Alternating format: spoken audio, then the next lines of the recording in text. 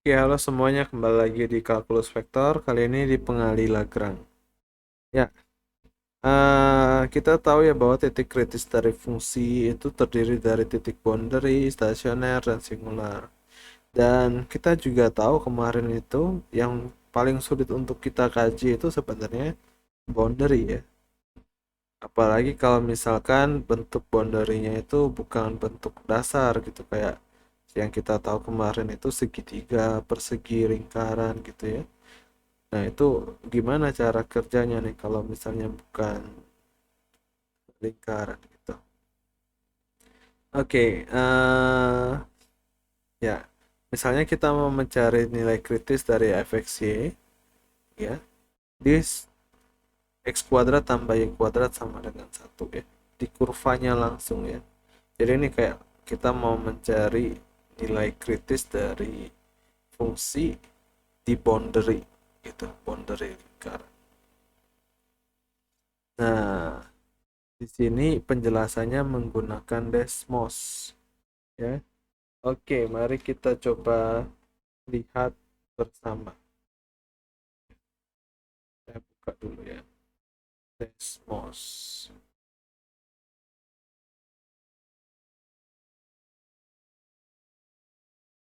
Ya, kita akan menggunakan x kuadrat tambah y kuadrat sama dengan satu, ya. X kuadrat itu tambah y kuadrat sama dengan, ini saya perbesar. Lalu kita akan menggunakan xy ini sebagai apa ya, kayak kita lihat kurva levelnya gitu. XY sama dengan, sebut saja XY sama dengan A gitu. Kita slide A-nya nanti. Oke, kita mau mencari nilai maksimal dan minimal dari XY yang ada di X kuadrat tambah Y kuadrat sama dengan 1. Nah, kalau misalnya A-nya sama dengan 1, kalian lihat kurva levelnya di luar dari wilayah ini. Jadi kalau semakin besar dia semakin jauh, jadi nggak ada ya. Jadi kita perkecil aja sampai dia yang paling uh, menyentuh lah. Nah, ini ya. Waktu 0,5 dia menyentuh nih, ya kan? Setelahnya dia akan berpotongan. Ya. Jadi nilai yang paling besarnya yang menyentuh 0,5 nih. Ya. Lewat dikit dia sudah ke situ. Ya mungkin ini paling enak stepnya satu min satu aja lah, besar besar, besar ya.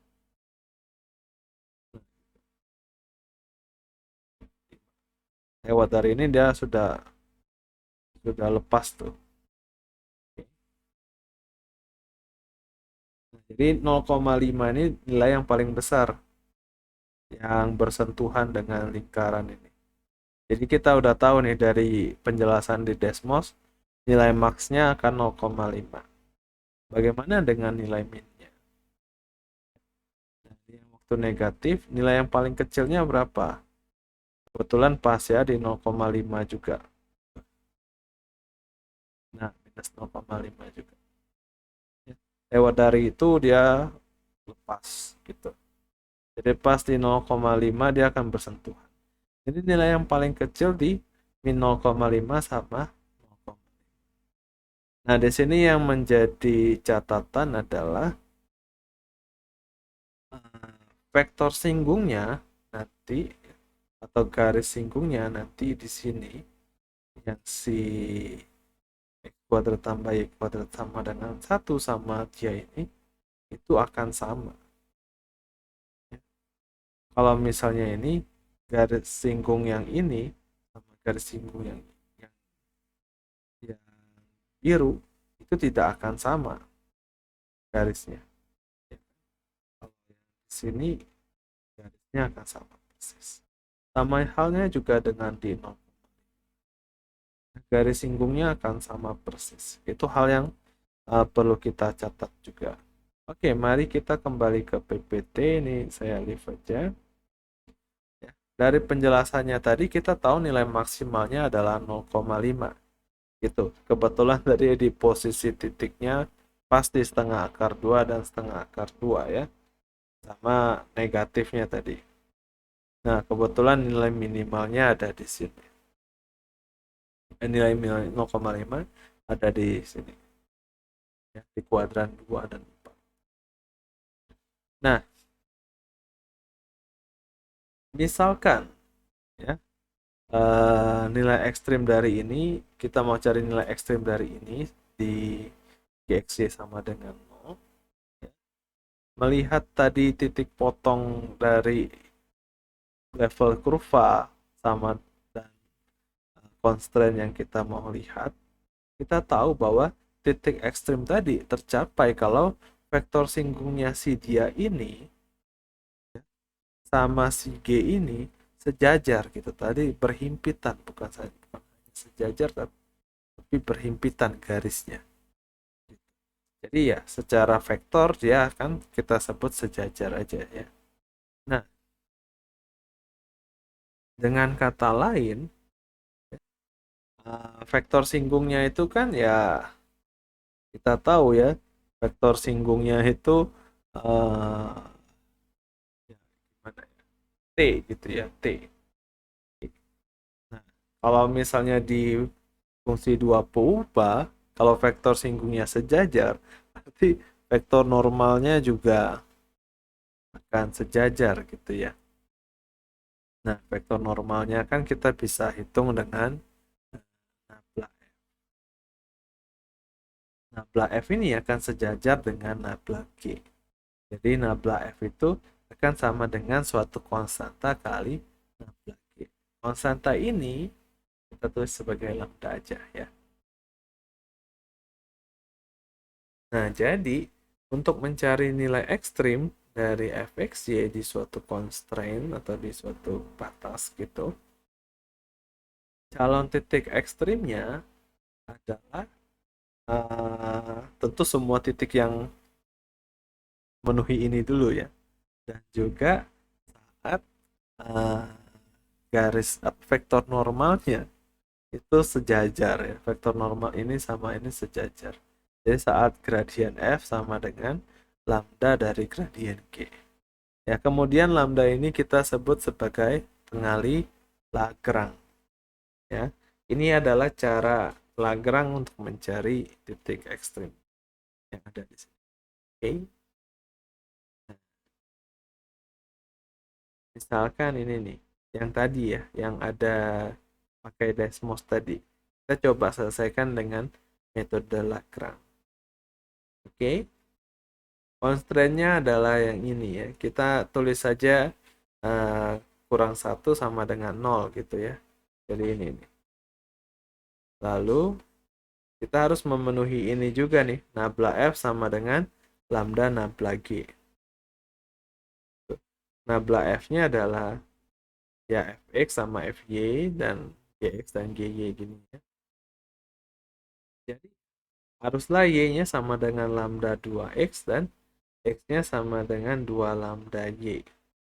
Nah, kita harus perhatikan hal-hal yang ekstrim nih. Ya, misalkan titik 0 ya. Kalau misalnya X-nya sama dengan 0, maka kita akan mendapatkan Y-nya juga 0. Ya, kalau misalnya ini berlaku. Tapi kita tahu bahwa titik 0,0 itu nggak ada di sini. Ya, dia tidak memenuhi G00 sama dengan 0. Jadi kita tidak akan mendapatkan posisi 0 dan 0 bersamaan. Apalagi kalau salah satu 0 mengakibatkan yang lain 0, berarti apa? Kita bisa menganggap X dan Y-nya tidak 0 dulu. Kalau X dan Y-nya tidak 0, gitu, saya coba gantikan Y yang ini ke sini, maka saya akan mendapatkan ini kan. Nah, ini karena X-nya tidak sama dengan 0, saya boleh coret kedua X. Sehingga saya akan mendapatkan lambda kuadratnya sama dengan 1/4. Ya. Lambda yang mungkin berarti bisa plus setengah, bisa negatif setengah. Nah, sekarang kita sudah punya dua nilai lambda nih. Kalau lambdanya setengah, kita tadi dapat y-nya sama dengan x. Kita kembalikan ke sini, ya, karena ini belum dipakai nih. Kita kembalikan, dapat x-nya bisa plus setengah akar 2, bisa negatif setengah akar 2. Jadi salah satu nilai ekstrimnya adalah pasangan kalau x-nya setengah akar 2, y-nya sama dengan x, jadi setengah akar 2, setengah akar 2. Kalau negatif, y-nya juga negatif gitu ya. Tinggal kita hitung aja ke sini, nilainya setengah. Lalu kalau lambdanya min setengah, gitu, kita pindahkan ke sini, lambdanya dapat y-nya adalah negatif x, dan kita pakai lagi ini untuk menghitung di sini, ya, mendapatkan x-nya juga sama persis di sini, tapi pasangannya kalau x-nya negatif, y-nya itu jadi positif.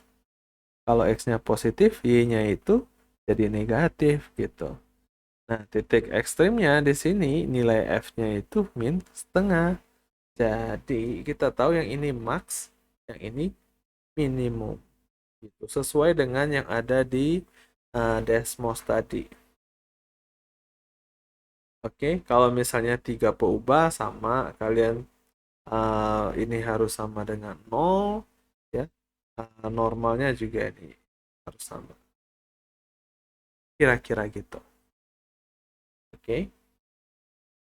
Nah, ini misalkan contohnya ini ya. Oke. Kawat dengan panjang P akan dipotong menjadi rusuk balok gitu ya.